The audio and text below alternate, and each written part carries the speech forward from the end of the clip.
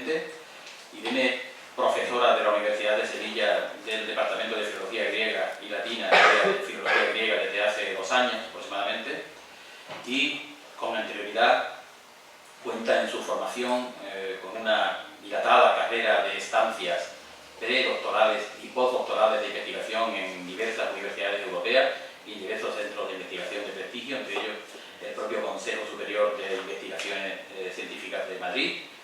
Y, como digo, desde hace casi 2 años está compartiendo trabajo con nosotros en el grupo de investigación de Sevilla, en el proyecto de investigación Gaia, del que forma parte como una destacada de sus miembros.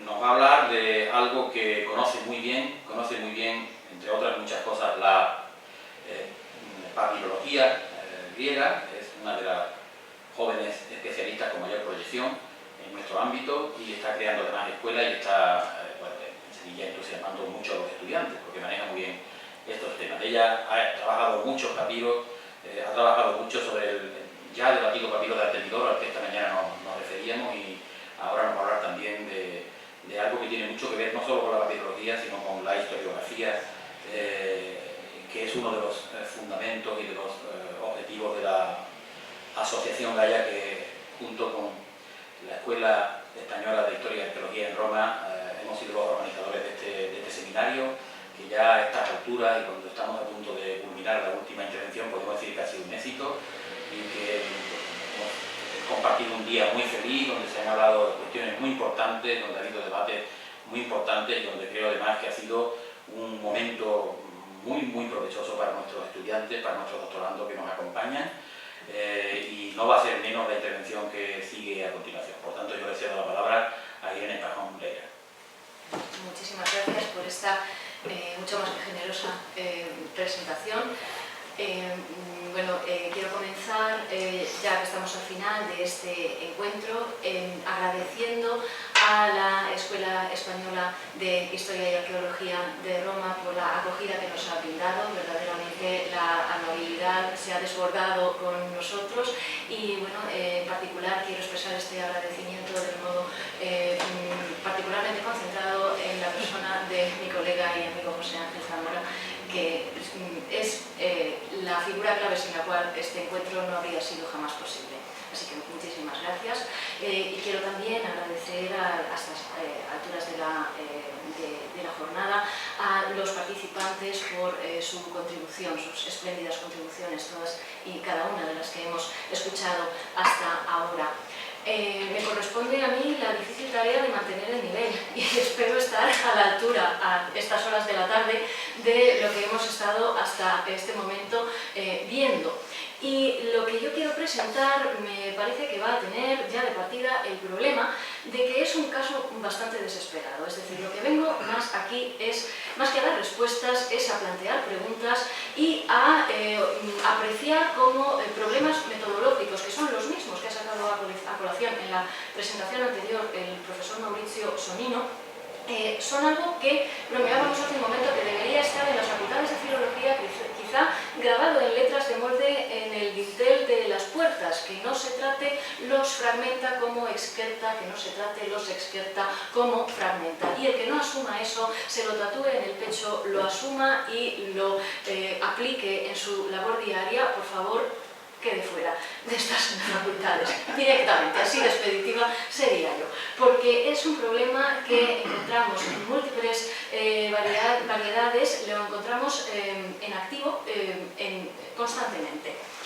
En este caso, yo voy a presentar un caso de estudio, que es este papiro, el papiro de Oxirrinco 2.218, que es un ejemplo en el que yo creo que las dos problemáticas se superponen entre sí. Es decir, es un papiro que transmite excerta, pero que a su vez se nos presenta mecánicamente en forma de fragmentum. Y entonces se superponen las dos problemáticas. Se superpone la problemática de interpretar los excerta en su debida medida, en su justo modo, y a su vez los problemas que plantea la transmisión fragmentaria caprichosa de un texto que se rompe por donde se desgasta por donde se desgasta y nos permite leer las partes del texto que nos permite leer y nos oscurece cual desdibuja los contornos del conjunto en muchos aspectos. Entonces, ¿qué es lo que contiene el papiro? Pues el papiro contiene varios fragmentos, de entre ellos uno principal al cual se pueden aplicar, porque encajan con él, otros dos más pequeños, y luego otros que quedan separados del conjunto. Tenemos, por tanto, digamos, un gran conjunto de fragmentos o fragmento que nos transmite restos de 3 columnas de texto consecutivas, una bastante bien conservada hasta un cierto límite y otras conservadas muy fragmentariamente. Y luego otros restos de texto separados del conjunto, si bien está claro por la escritura, por la temática, por el contenido que podemos entrever, que pertenecen al mismo rollo de papiro y al mismo texto. Contiene una serie de anécdotas distintas, introducidas mencionando las autoridades de las cuales el transmisor ha extraído los excerpta. Por casualidad, por pura casualidad, la parte mejor conservada del texto, es decir, esta de aquí, contiene 2 anécdotas de carácter etnográfico, 2 explicaciones de costumbres referidas a los pueblos no bárbaros. Bueno, no he mencionado que el estudio de este papiro entra dentro del trabajo personal, del proyecto personal que yo desarrollo dentro del gran conjunto que es la Asociación Gaia, que es el de estudiar los papiros que tienen contenido relacionado con la geografía y con la historiografía, sobre todo la geografía, entendida lato sensu, es decir, incluyendo en sí elementos relativos a la etnografía. Y fue por eso por lo que yo me acerqué al estudio de este papiro. Contiene 2 secuencias de texto diferenciadas, introducidas o separadas entre sí, mejor dicho, separadas entre sí por las menciones de las autoridades a las que pertenecen. Una de ellas está a esta altura y dice así: Istorusi, atestiguan, Tsopiros kai Kleitarchos. Este Tsopiros no tenemos ni idea de quién es. El Kleitarchos es, con muy poco margen para la duda, el historiador de Alejandro Magno. Como saben, el primero de la segunda generación de historiadores de Alejandro Magno, inmediatamente posterior a los contemporáneos de Alejandro. Aquí tienen resaltado el texto en el papiro y aquí tenemos la mención mucho más fragmentaria y mucho más problemática de leer, que dice Argelaos kai Tsen, que ha sido restituido por los primeros editores. Bueno, no lo he dicho, el papiro se edita en primer lugar a finales, en el año 1899, a finales del siglo XIX, en los volúmenes de los papiros de Oxirrinco, es el volumen segundo, 218, se data en el siglo II después de Cristo y hoy, en un momento dado, fue vendido, trasladado a la Biblioteca Británica, que es donde hoy se conserva y donde recibe el número de papiro de Londres literario número 114. Bueno, el caso es que este Arquelao se duda quién pueda ser, se ha especulado con que pudiera ser.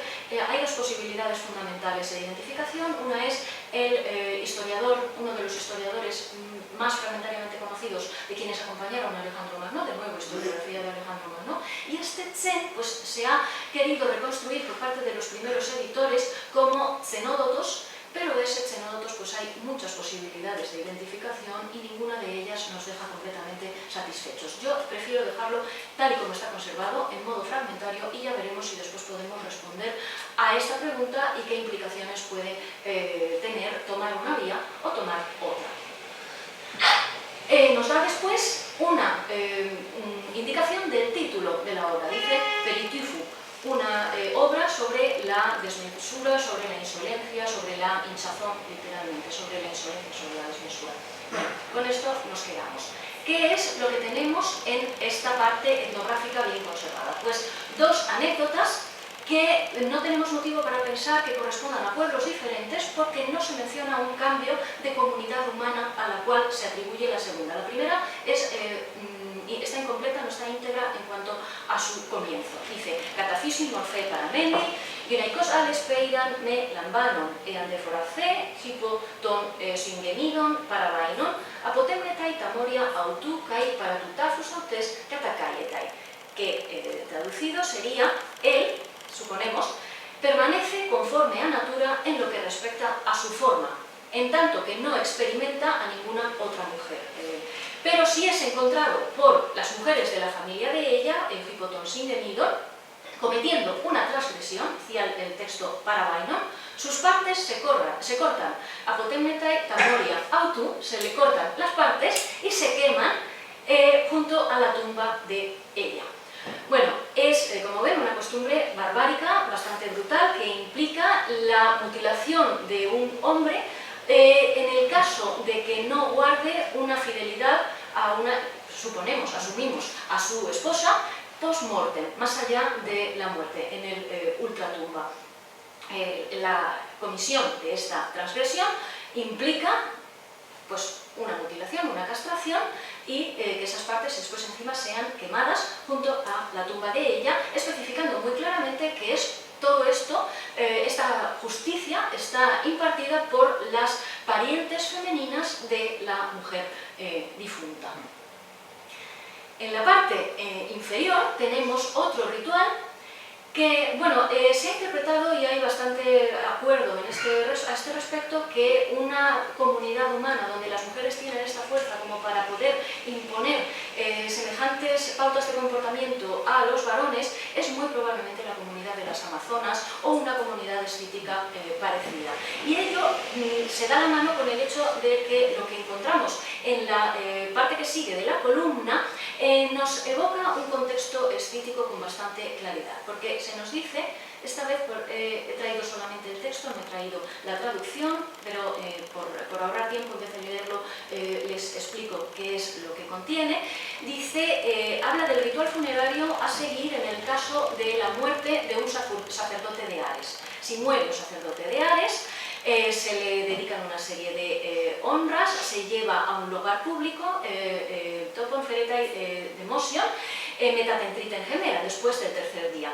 Y después, durante el momento en el que este cadáver se está incinerando, se desarrolla un ritual en el que un asistente del templo, un tsákoros, aquí tienen la palabra, heirotoneceis, elegido a mano alzada, coloca bajo el cuerpo to tutseu sifos, la espada del dios. Kai sigues genomenes, y tras producirse un profundo silencio, sí, aquí hay algo que falta en el texto. Ean anaitios, si es inocente, nomimos lambane ton geinomenon, recibe, como es de ley, los acostumbrados honores. Ante enclematos tinos ejesineides, pero si tiene conciencia de alguna acusación, de algún delito, epitotonsideron publicenai, al colocar bajo él el acero, después hay un roto, es este roto del texto, y nos quedamos sin saber qué es lo que pasa. Es un juicio divino, es un juicio por ordalía, pero no sabemos con claridad ni quién está juzgándose, ni quién es, porque nos falta el verbo que nos da la clave para la interpretación de todo el pasaje, no sabemos ni quién está siendo juzgado, ni cuál es el resultado de esa ordalía. La interpretación de los editores príncipes es que sucede algo, que el juzgado es el siervo del templo, el tsákoros, que va a suceder al sacerdote de Ares. Y que el juicio se manifiesta a través de algo que sucede a la hoja de acero al colocarla bajo el cuerpo.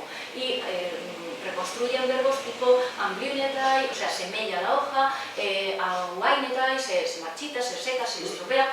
En fin, el caso es que esta interpretación no satisface, y Bernard Cossolier, el año después de la publicación del papiro, a través de ciertos paralelos con la literatura egipcia, propone que en realidad es el sacerdote muerto el que es juzgado. Es decir, que lo que se está tratando es de saber si el sacerdote de Ares ha muerto en circunstancias de pureza, o si ha muerto en una situación impura, teniendo algún pecado sobre su conciencia. Entonces, reconstruye aquí Anabiosketai. El problema es que Anabiosketai no rellena bien la laguna, se sale, excede los límites de la laguna. Yo he propuesto en otra sede Anegeiretai, es decir, Anabiosketai resucita, Anegeiretai se despierta. Kai autos, eklegei, autos que autu, categorei, josa, bueno, en fin,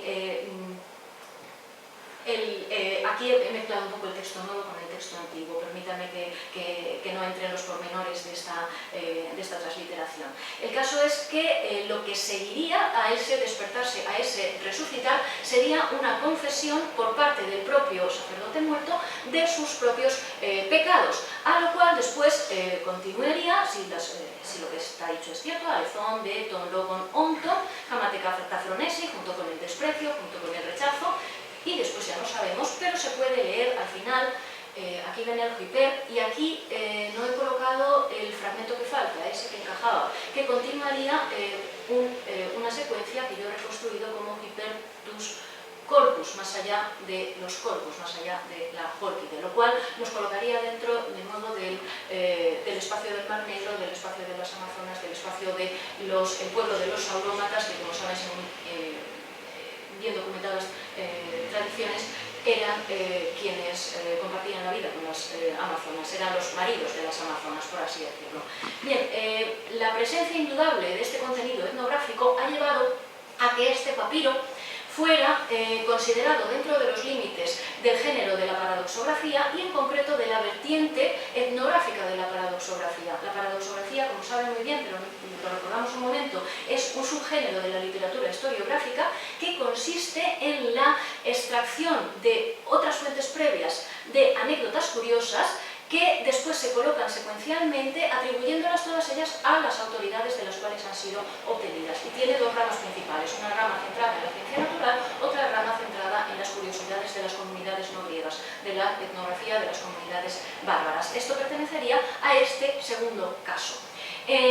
Esta es la situación con la que el texto ha sido comprendido e interpretado a lo largo de todo el siglo XX, vamos, desde su publicación en adelante. Sin embargo, estas son las partes que les quería destacar. Sin embargo, nos queda todo un contexto de esta sección etnográfica.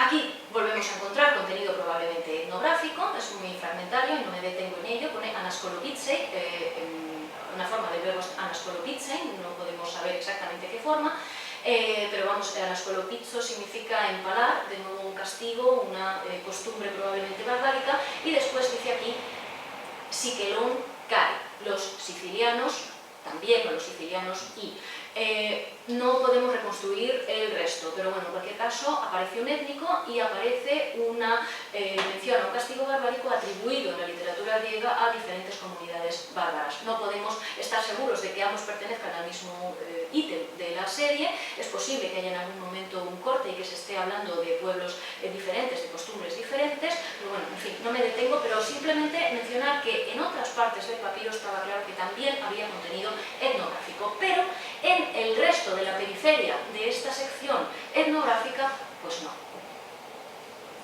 Aquí tenemos un texto muy fragmentario, pero en el que distinguimos Cetusa, Tencidatera. No podemos reconstruir nada más, pero quizá estemos ante una mención de un relato de tipo mítico, porque lo que encontramos es compatible con el relato del mito de Deméter y Perséfone. Tampoco podemos ir más allá ni poner la mano en el fuego por esta hipótesis, dadas las condiciones en las que el texto nos ha llegado.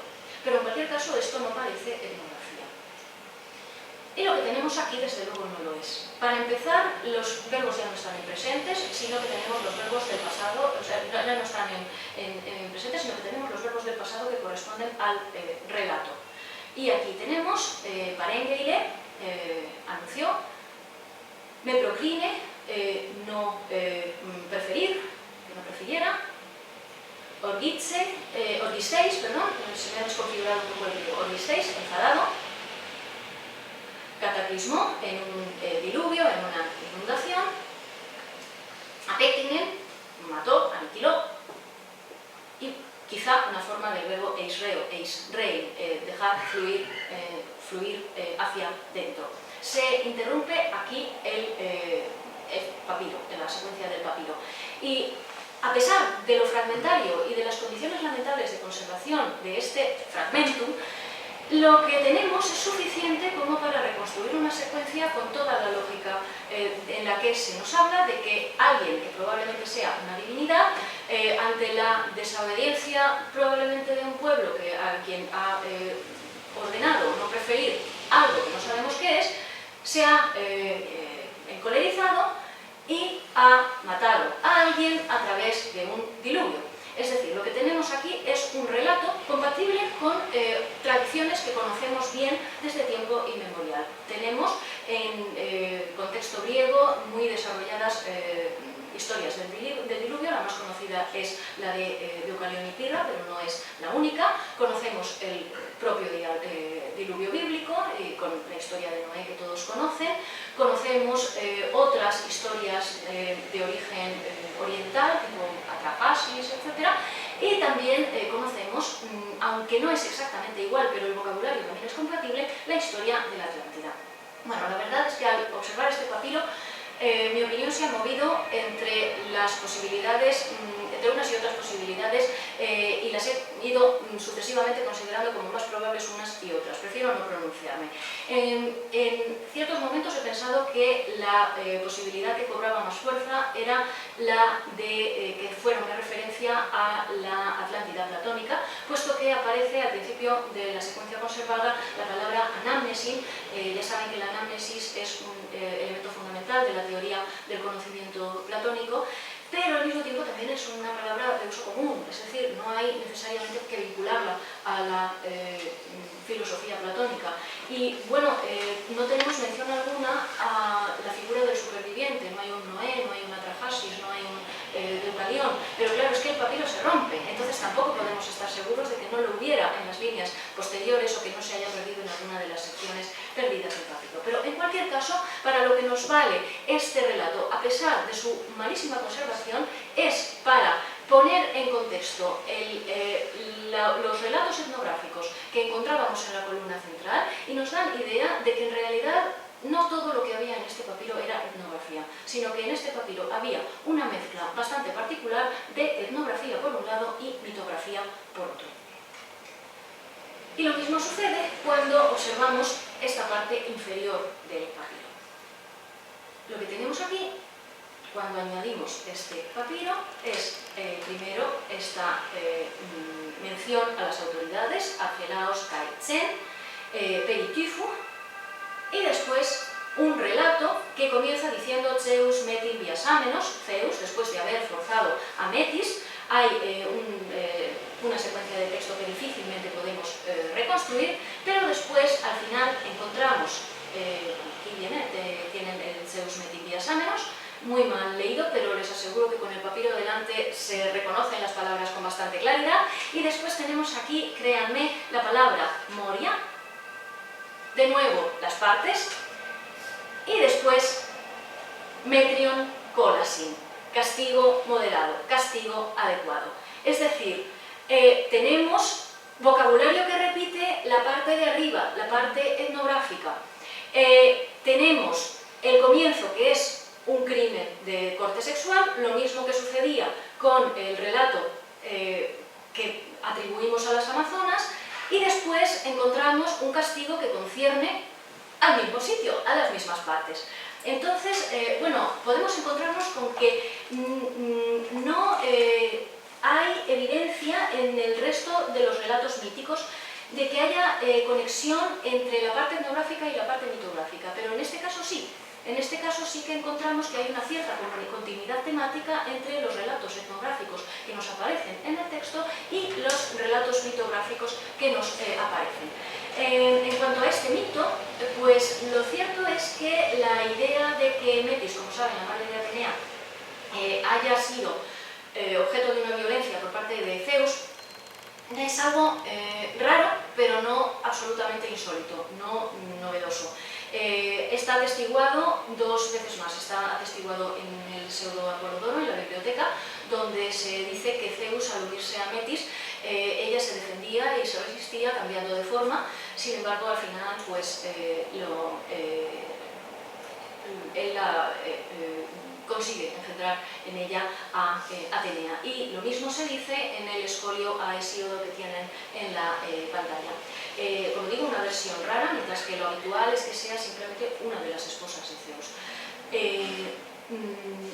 Lo que sí es completamente insólito, novedoso y no atestiguado en ninguna otra sede, al menos que yo sepa, es lo que parece que sigue, que es, en buena lógica, una castración de Zeus.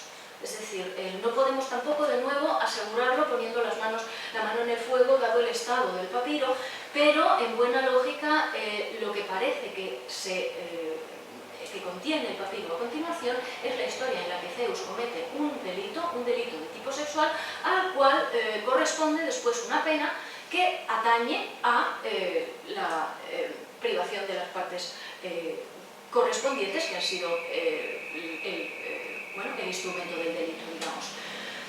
¿Qué podemos ante estas circunstancias decir? Bueno, pues que tenemos un caso muy anómalo, y que es muy anómalo, lo veamos como lo veamos. Para empezar, yo creo que es problemática la atribución de los contenidos a las autoridades.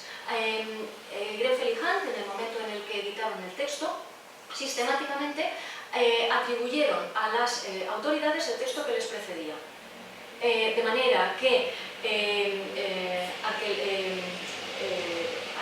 perdón, me van a salir ahora, se me acaban de ir los nombres. Clitarco,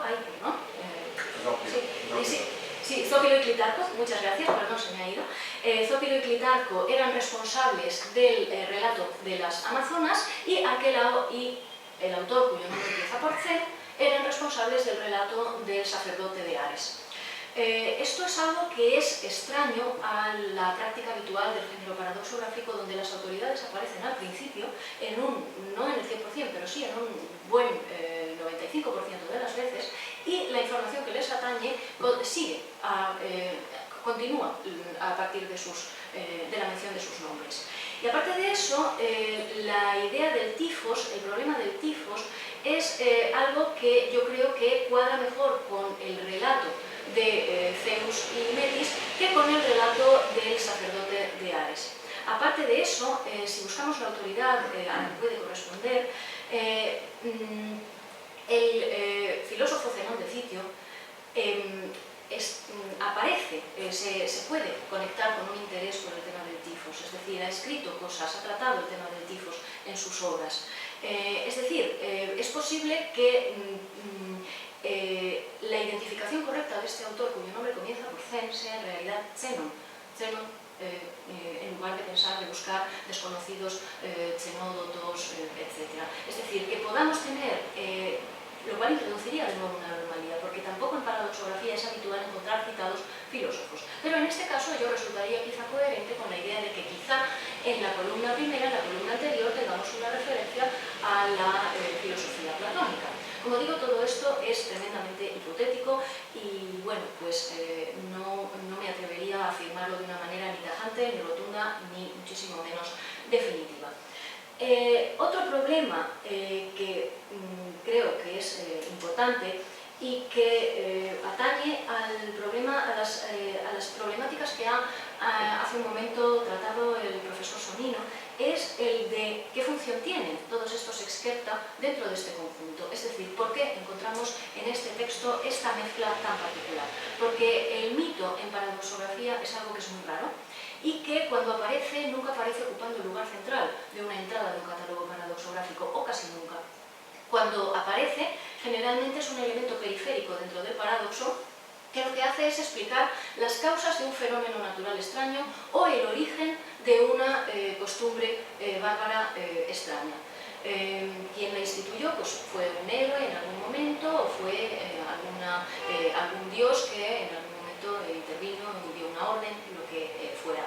El dedicar un paradoxón entero a un relato mítico, eso es algo que es extremadamente anómalo y que solamente lo encontramos en otro autor que además tiene una continuidad temática también con este papiro, que es Plegón de Trales. Como saben, el famoso libreto de Adriano, quien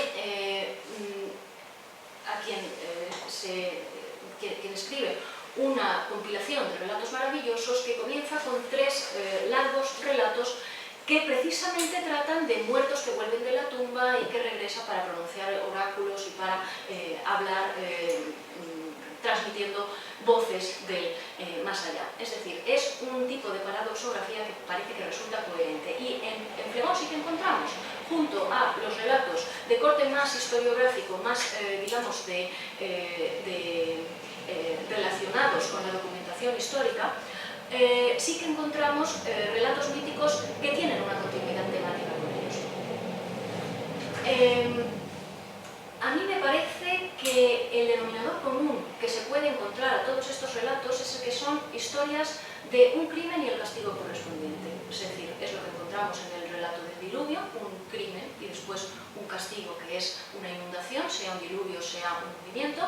Después, en el caso de las Amazonas es lo mismo, un delito, y ese delito después implica una pena bastante severa. En el caso del sacerdote de Hades, pues tenemos la misma historia, la confesión post-mortem de unos pecados cometidos y después pues, una mención de que el desprecio del pueblo es lo que se gana el sacerdote después de esa confesión de los pecados, y luego una mención a los colcos que no tenemos muy claro qué función desempeña, qué sentido tiene en ese contexto, y después en el relato de Zeus y Metis la mención del castigo es explícita, es decir, se habla directamente de Metion Colas, de castigo adecuado, de castigo moderado. En el caso de los sicilianos y de los empalamientos, bueno, la verdad es que el empalamiento aparece como castigo, siempre que se encuentra en la literatura etnográfica griega. El problema es la función de la mezcla. ¿Por qué esta yuxtaposición de contenidos etnográficos y de contenidos mitográficos? Y, en segundo lugar, si es de verdad una yuxtaposición o si no lo es. Y son dos preguntas que son con lo que yo quiero concluir. Y bueno, simplemente expresando que no tengo respuesta para estas preguntas. ¿Por qué? Porque en el caso de Phlegon, yo creo que Phlegon se puede interpretar que tiene una intención de interpretar de una manera efemerista los mitos, es decir, de devolver los mitos a los límites de la naturaleza y a los límites de la realidad.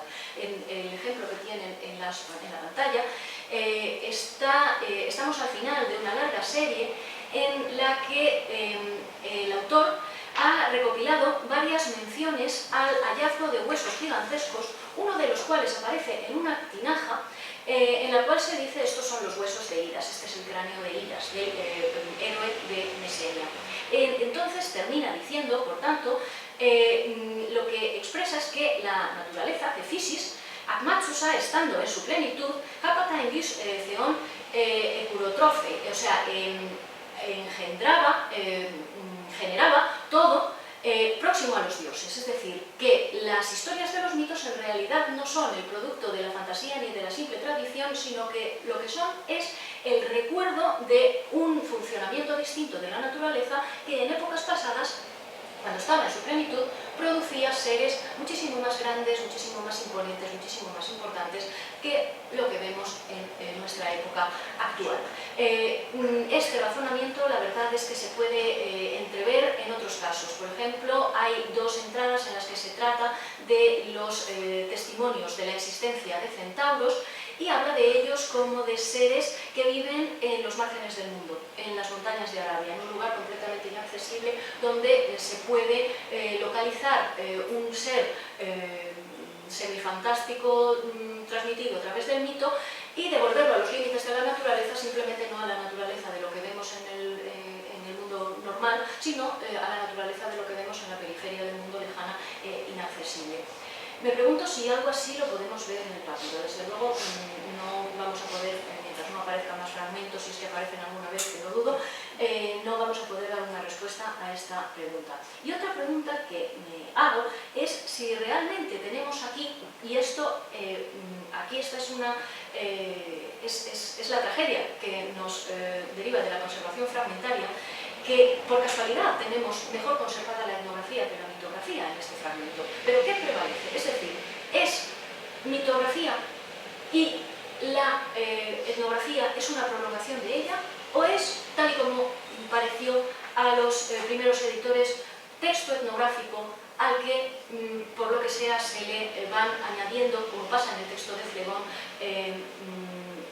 historias, relatos de corte mítico, de corte mitográfico?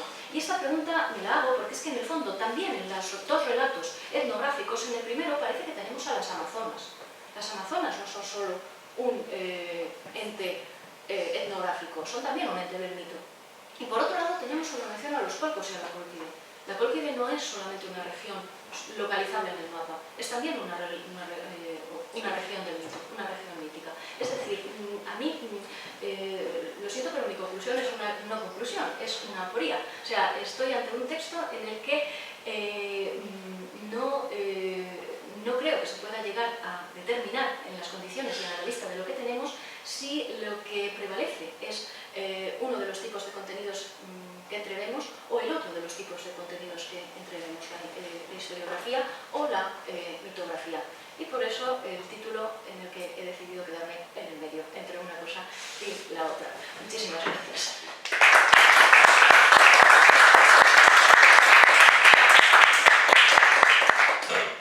Muchas gracias, Irene, por esta, de nuevo, una más de las demostraciones de cómo la técnica del estudio de los textos y el cuidado y el mimo que se tiene con ellos pueden llegar a demostraciones de trabajo preciosas. A veces lo más importante no es llegar a conclusiones, sino es mostrar el método.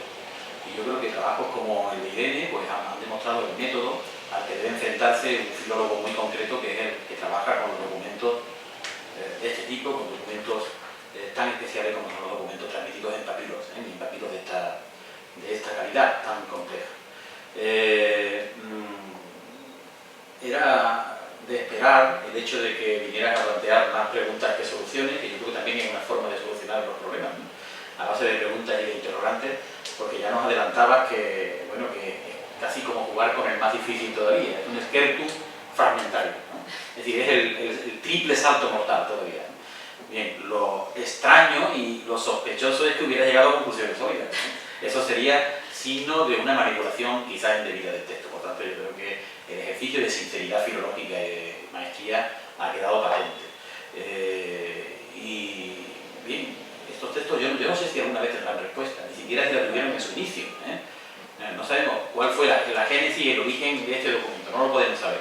Igual que no podemos saber qué hay detrás de cualquier hoja que nos encontremos en algún momento dado, en algún lugar hoy día, ¿no? Porque los motivos que llevan a poner algo por escrito son absolutamente diversos y complejos. Entonces, bueno, como hemos acabado on time perfectamente, de una manera increíble, después de lo rocambolesca que ha sido la tarde, de haber tenido que cambiar el programa, hemos acabado exactamente a la hora que habíamos previsto, que también es una forma de demostrar que los mediterráneos somos gente seria, no es de extrañar. Así es que tenemos todavía un tiempo para poder entrar en alguna apreciación, en algún debate sobre esta relación que nos ha ofrecido Irene. Tenéis la palabra.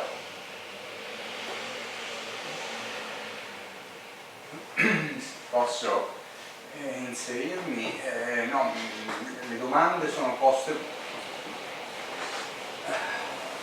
le questioni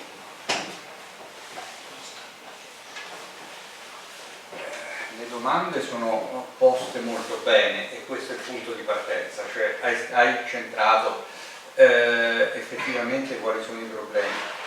Quello che mi veniva in mente sono due cose. La prima è che in un passo del 12° libro di Strabone, che cercavo di recuperare adesso ma non lo ritrovavo, ma lo ritrovo, c'è un rituale di ordalia piuttosto simile attribuito a un santuario in Cappadocia, se non sbaglio. Quindi un rituale di ordalia in cui il sacerdote si sottopone a certe prove, deve dimostrare la sua innocenza, eccetera.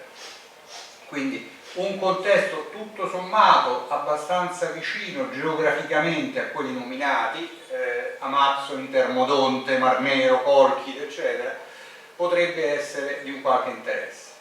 La seconda considerazione è relativa al rapporto, perché il problema che poneva Irene è questo rapporto tra sezioni etnografiche e sezione mitografica, diciamo così.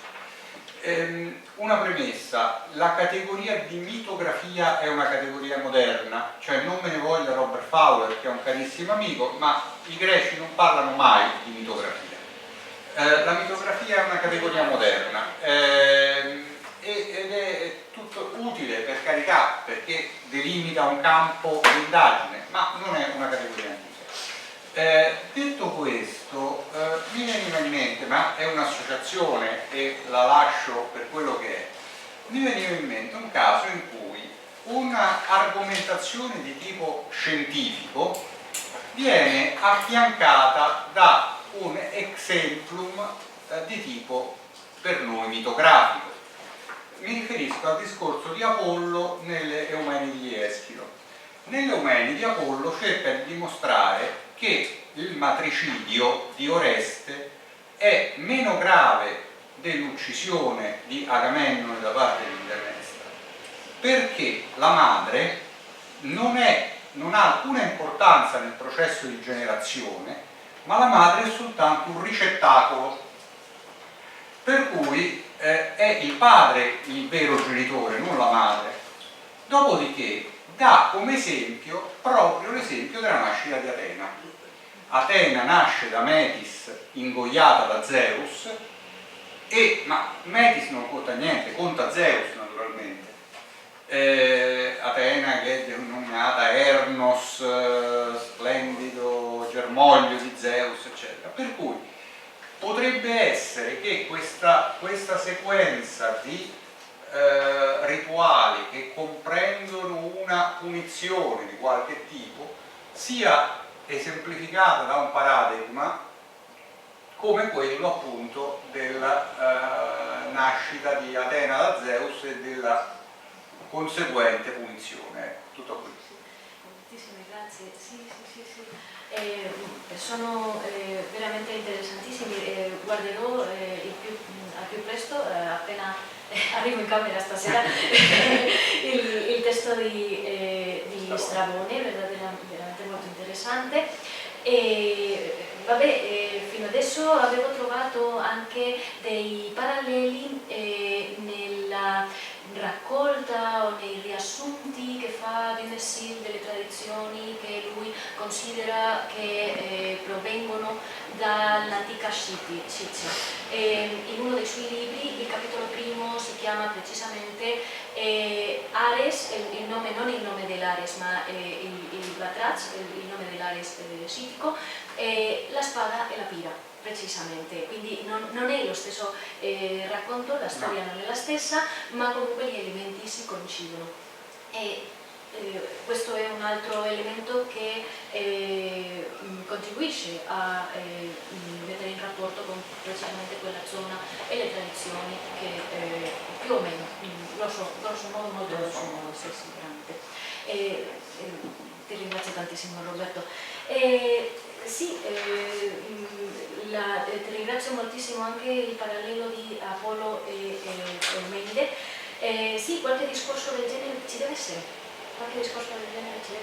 Purtroppo non lo vediamo concretamente, ma si intravede che qualche discorso sulla continuità tra il presente e il passato, lo storiografico, diciamo, lo verificato, lo che vediamo e la tradizione del mito non si vede, non sappiamo quale sta spiegando quale, neanche. In quale direzione va la spiegazione, se è il mito che spiega il presente, se è il presente che spiega il mito, che è anche una domanda a farsi. E mancando il contesto purtroppo non riusciremo mai a saperlo. Sì. Gracias. ¿Una otra intervención? ¿Una curiosidad? ¿Cómo era il nome che non ricordo? Ilaria. Ci sono due Ilarie. No, un'altra infine. Grazie. Ilaria prima.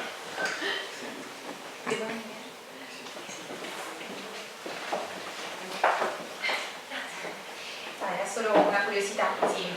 Stavo ripensando alle storie del diluvio di cui mi sono occupata tempo fa, siccome una parte del papiro riguardava questo aspetto e riflettevo sul tema della purezza o della colpevolezza, comunque vabbè, intanto questo tema mi fa anche pensare alla perostasia, magari non c'entra nulla, però un rituale in cui comunque si mette alla prova la purezza del cuore rispetto ad un giudizio che però avviene dopo la morte e probabilmente qui non c'entra, mi sembra una falsa pista, ecco. Però invece per quanto riguarda il diluvio riflettevo sul fatto che in genere viene nei vari racconti di vari popoli viene mandato come punizione di tutti i colpevoli tranne uno, quindi c'è un po' un'inversione rispetto a quello che sembrerebbe essere invece il contesto rituale.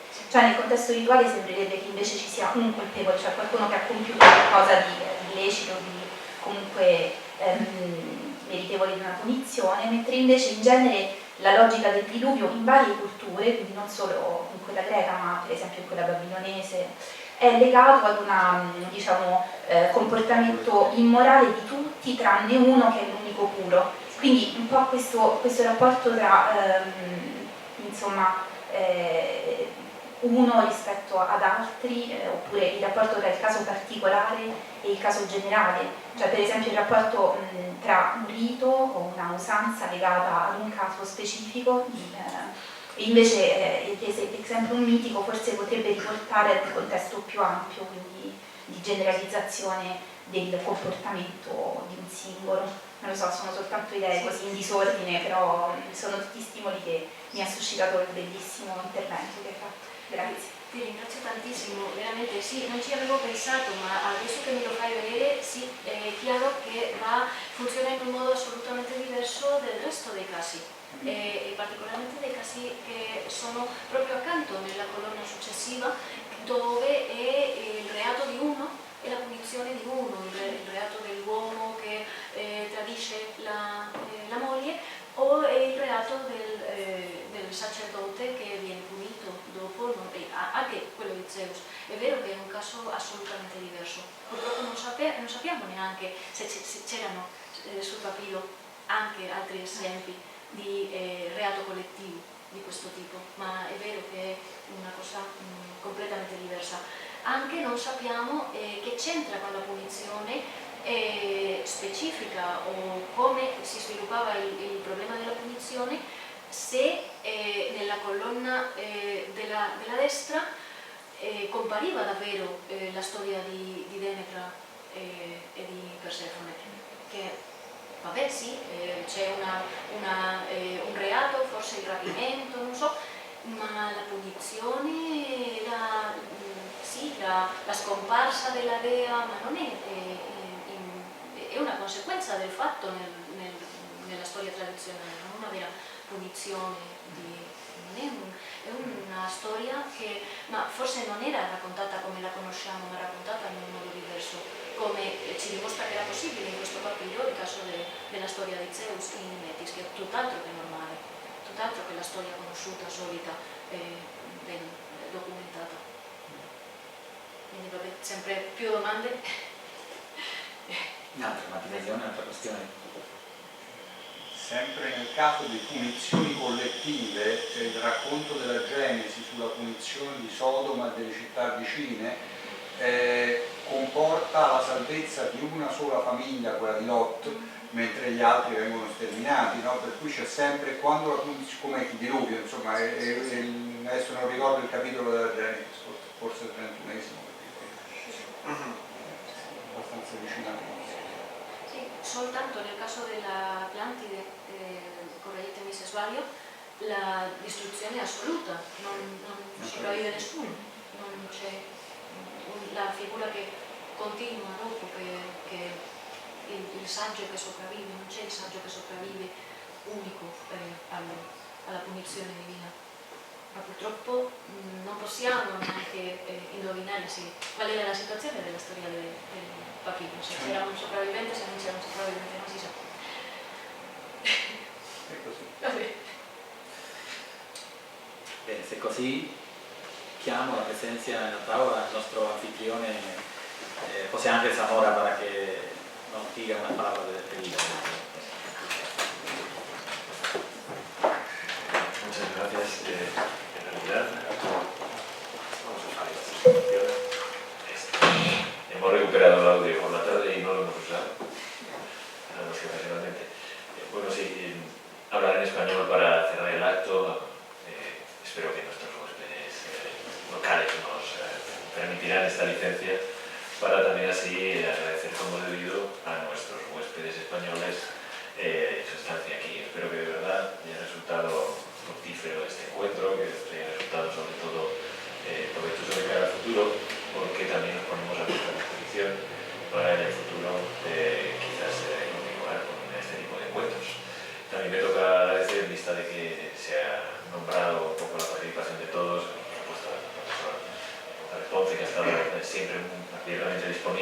a hacer con la escuela este encuentro, involucrando a la asociación, pero también a Irene, ya que me he nombrado, digamos de verdad, sin ella tampoco se hubiera podido hacer este encuentro.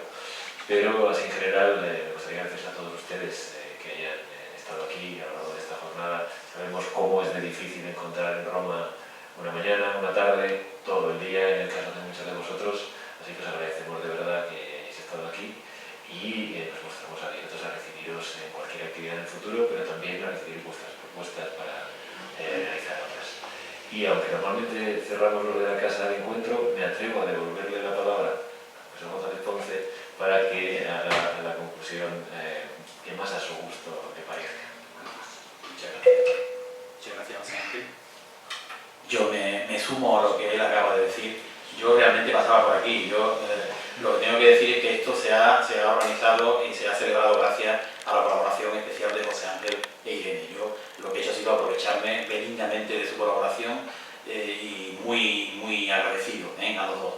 Es una muestra, como decía esta mañana más, de las cosas que se pueden hacer cuando hay buena voluntad y hay entendimiento y hay buenas relaciones y se crean estructuras y redes que posibilitan este tipo de trabajo. Todos los que estamos aquí pues nos vamos muy felices. Ha sido, como decía hace un momento, un encuentro muy fructífero que, que nos marca caminos a seguir, nos abre rutas, nos abre posibilidades en todos los sentidos, científicamente, desde el punto de vista organizativo, desde el punto de vista de la colaboración, y ahora mirando al público que ciertamente ha sido un público importante, un número importante de jóvenes fundamentalmente que han sostenido su presencia durante todo el día, pues mi alegría es todavía mayor, porque es verdaderamente uno de los grandes propósitos de los profesores que en su momento iniciamos esta andadura de la Asociación Gaia, que es contribuir a fortalecer las relaciones entre los diferentes centros de investigación para que sus trabajos, sus tesis doctorales, sus trabajos postdoctorales, su entrada en la academia sea cada vez más fácil. Tenemos que seguir sumando esfuerzos como estos, tenemos que seguir haciendo todo cuanto esté en nuestra mano para que los estudios de la antigüedad, en su sentido más amplio, no decaigan. Nuestra sociedad no se lo merece, nuestro mundo necesita de humanistas y creo que es un buen momento y un buen sitio para decirlo. Aquí, en Roma, la madre Roma, la que nos unió a todos, la que nos dio el amor por los antiguos, por los clásicos, la que ha sido la llave de la cultura occidental y la que también nos devolverá las claves para defenderla de una forma integral con todos los hombres que actualmente pisan esta tierra. Así es que nada más, muchas gracias. Quedáis todos emplazados para la próxima sesión, que será en breve. Muchas gracias por todo.